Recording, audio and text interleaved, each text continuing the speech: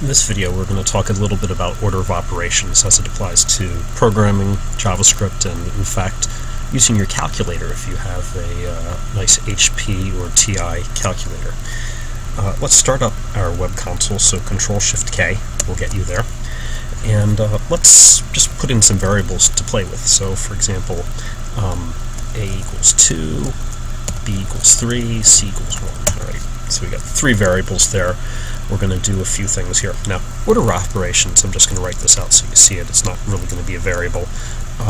PEMDAS equals, this is, like I said, we're just going to erase this. So I'm writing it there for your visual viewpoint. Parentheses, exponential, multiplication, division, addition, subtraction. This is the order of operations that you have to respect. And what that means is that if you input something and you don't follow this, you're not going to get what you think you will. So let me give you a very simple example. Let's say that I want to do the calculation 1 divided by 2a. So, for example, 1 over the quantity 2a. Many of you might be tempted to do something like this, with the thought that you're going to multiply out 2a first. But really, order of operations, PEMDAS, means that, for example, addition and subtraction are equivalent operations. Multiplication and division are equivalent operations. So here's our result if we do that. This is the same as doing 1 divided by 2 times a. Believe it or not. If we really want 1 divided by 2a, where 2a is grouped, we need to explicitly put that grouping in there. And so that's what we're going to get. It's actually a different answer. Now, how might this get you? Well, it can get you in a number of ways. So, for example, if you're using any kind of division where you have a product in the denominator, you have to look out for this. Let's say that you want to use the quadratic formula. Now, let me do it incorrectly first and show you some of the issues. And let's do this correctly. So, quadratic formula is something like, well, what the heck, let me do it correctly and let me do it incorrectly. I think correctly is better because you'll remember the correct one.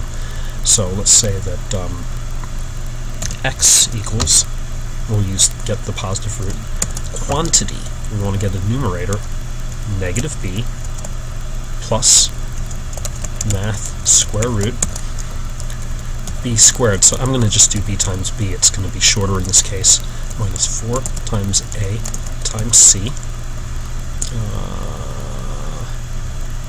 I may have to choose different numbers, we're going to see. I close the parentheses, so that paren matches with this paren right there. I close the paren again, divide it all by, there's another paren, 2 times a. Right, so I may get an error because I suspect that I have an imaginary square root.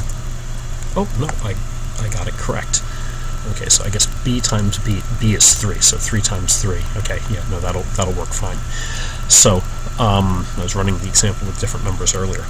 So anyhow, here we have the correct way of doing it. So I have one root of being negative 5. Now look at the power of this. I hit the up arrow and I can get back, and let's do a negative sign there. If I want to get the other root, I get a negative 1. Now, what happens if we do this incorrectly? Let's say that we take those parentheses out of place. Now what's going to happen? I should get a different answer there. Instead of negative 0.05, I get a negative 2.